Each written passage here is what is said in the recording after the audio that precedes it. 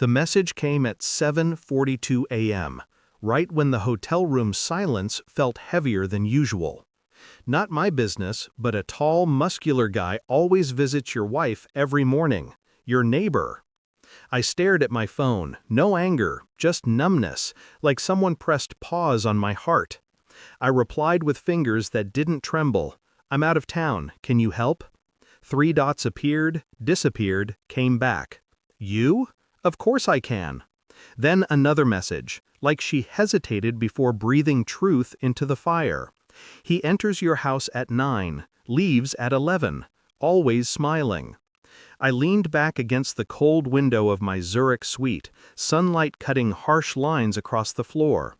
Switzerland was supposed to be peace, a business trip, a break, a chance to breathe away from the claws of routine. But routine was where betrayal breeds. A quiet thought surfaced. Maybe it was nothing. Maybe it was everything.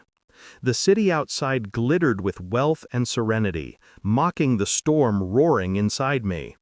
I checked my wife's last text, a heart emoji. Attached was a photo of breakfast she cooked for her morning alone. Alone. I exhaled slowly, feeling something inside me shift. Not rage, something colder, sharper, a blade rather than a fire.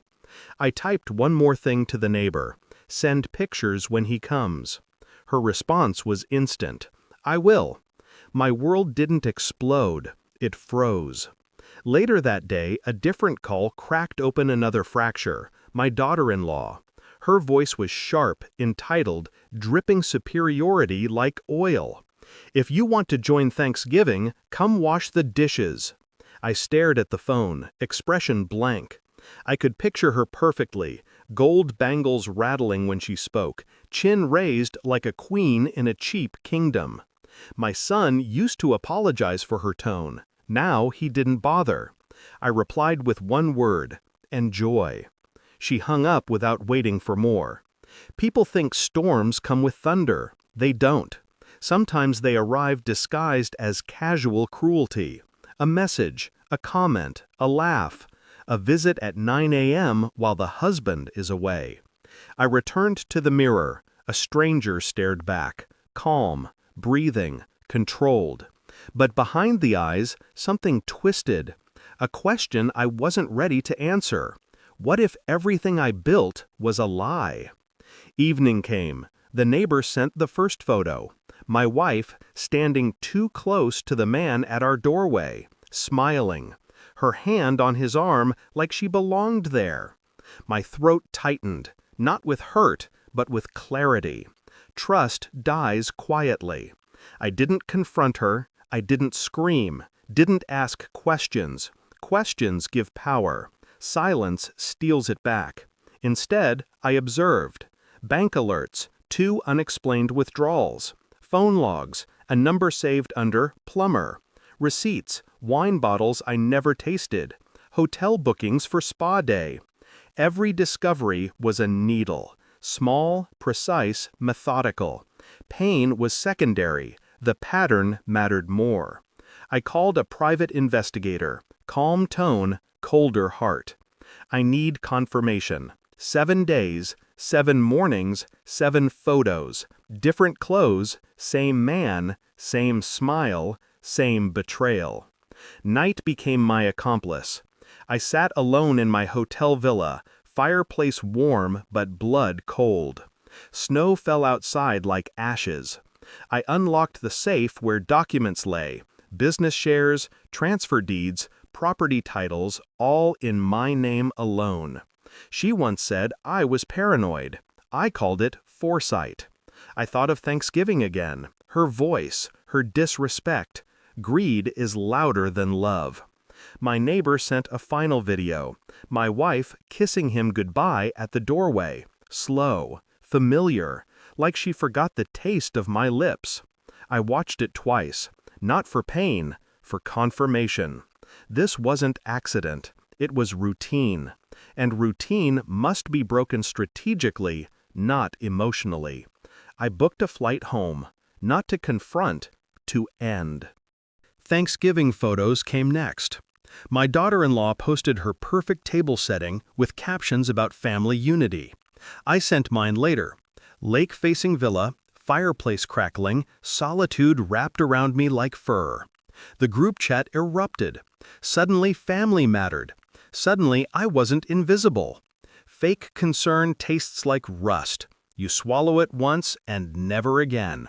The DNA test arrived 2 days later. Not for a child, for peace. To confirm what intuition had whispered months ago. The trail of betrayal wasn't recent. It was layered, practiced, comfortable. 92% match with another man's paternity, a past she swore never existed. I printed the results, placed them on the table like a final meal. When she walked in, humming, I slid the paper toward her. No words, just eye contact. Her hands trembled before she even read it. Guilt recognizes itself faster than truth. You invaded my privacy! Classic deflection. I leaned back, silent, still. She crumbled like wet paper. It was a mistake. I was hurting. You triggered my trauma. Excuses spilled like sewage. I watched without blinking. Her tears didn't move me. They confirmed everything. I didn't scream, didn't curse. I stood calmly, picked up her suitcase, opened the front door, and placed it outside. Winter wind filled the hallway, colder than my voice. Healing starts with ownership, I said. Own your choices. Elsewhere. She reached for my arm. I stepped back. Her breakdown was silent at first, then desperate, frantic. Begging isn't beautiful, it's pathetic. When the family learned of the Switzerland trip through photos, calls flooded my phone. Mock concern, sudden affection. The daughter-in-law who once demanded obedience now wrote, "Dad, please come back, we were waiting for you." Pathetic. People value what they lose more than what they had. I sent her a single reply, "Come wash the dishes." Silence followed. Long, bitter, perfect. Nights are quieter now. Some say loneliness is empty. I find it spacious. Room to breathe without manipulation pressing against my ribs. I drink coffee in the villa overlooking frozen lakes, and I think about how long I tolerated disrespect dressed as love. People like her only understand one language: consequences. I didn't ruin her, she did. I simply stopped cushioning the fall. She wanted a safe space, so I gave myself one. Clean, silent, mine. In the end, she wasn't crying for losing me. She was crying because I walked away without looking back.